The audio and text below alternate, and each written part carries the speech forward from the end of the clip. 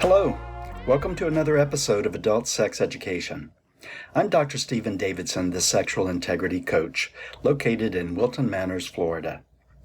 A viewer recently messaged me and asked that I comment on why gay porn is often violent, intense, aggressive, and degrading. I'll address that question, but first I want to thank the subscriber for suggesting the topic. I do read your comments, and I am grateful for your ideas for other subjects you would like for me to cover. I think pornography is like politics. Politicians only have the power we give them. They can't put themselves in office.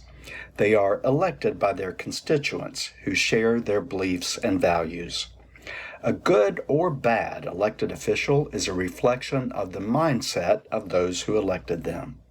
Like politics, everything you see in pornography, gay or straight, is simply a reflection of what's already going on in people's bedrooms and certainly in their heads. Professional pornographers conduct research to determine what scenarios are most popular, which body types are preferred in these scenarios, and even what key words are most erotic depending on the scene. Politicians already know their base.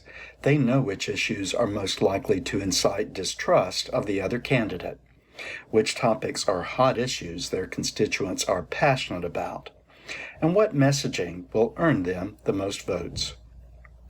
In the pornography industry, like every other, it's important to know your target market.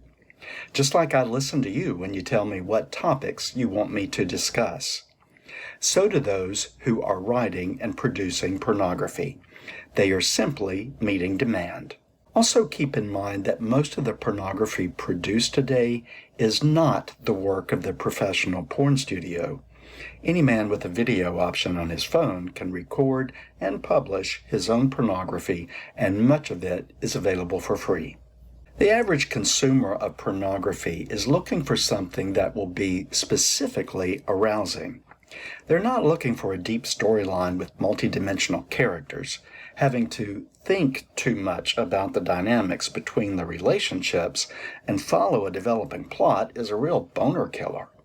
The average consumer wants to be able to understand the plot and the relationship between the characters and get to the climax of the scene in 15 minutes or less.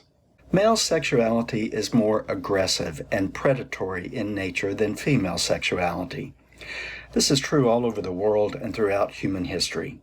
So many of the scenarios gay men find sexy are those where men are stereotypically being men. Intense, aggressive, and dominant. Though women watch porn less frequently than men, you might be surprised to learn that women search themes of women being degraded and dominated by men 50% more often than men search these same themes.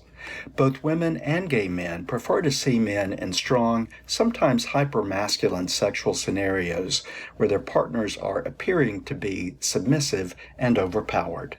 A few weeks ago, a colleague contacted me for consultation on a case where a male client shared that he enjoyed rough sex. He liked to be slapped, punched in the chest and stomach, and restrained during anal intercourse. The colleague asked me if she should be concerned that her client liked this. Is this okay? Should she affirm his sexual inclinations or be coaching him to engage in sexual activity that was more tender and loving? I didn't directly answer her question, but I did ask her this. What if your client told you that he liked wrestling or boxing? What if your client told you that he played football with friends on the weekends? Would you feel the same degree of concern? Would you suggest that he pursue a safer sport like shuffleboard or badminton? She got the point. There are activities and behaviors that are aggressive, competitive, and intense, which we accept and normalize in every other area of life.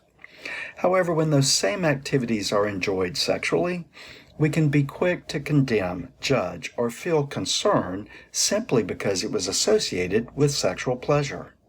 Words like violent and degrading are, after all, subjective judgments. We project onto everything our own perception of it. What appears violent to one might be fun and erotic for another. The thing that you might find degrading could be the very thing another person might crave or fantasize about. As sex therapists and sex educators, we work hard to normalize sexual expression in all of its forms where consent is given and no one is subjected to anything they don't want. There are many genres of pornography, just like there are many genres of other forms of expressive art. If you find something you don't like, simply move on to something that better suits you. Vanilla, after all, is also a flavor, and there's lots of vanilla porn or soft porn for those who want it. I'm Dr. Stephen Davidson, the Sexual Integrity Coach. I hope you will like this video or subscribe to this channel. Please keep your comments coming because your feedback matters to me. If you like the subject today, you might want to check out my website at sexualintegritycoach.com. There you'll find links to both of my books, Peaceful Mind, Peaceful Life, the Guidebook to Happiness, as well as Sexual Integrity, Finding the Courage to Be Yourself.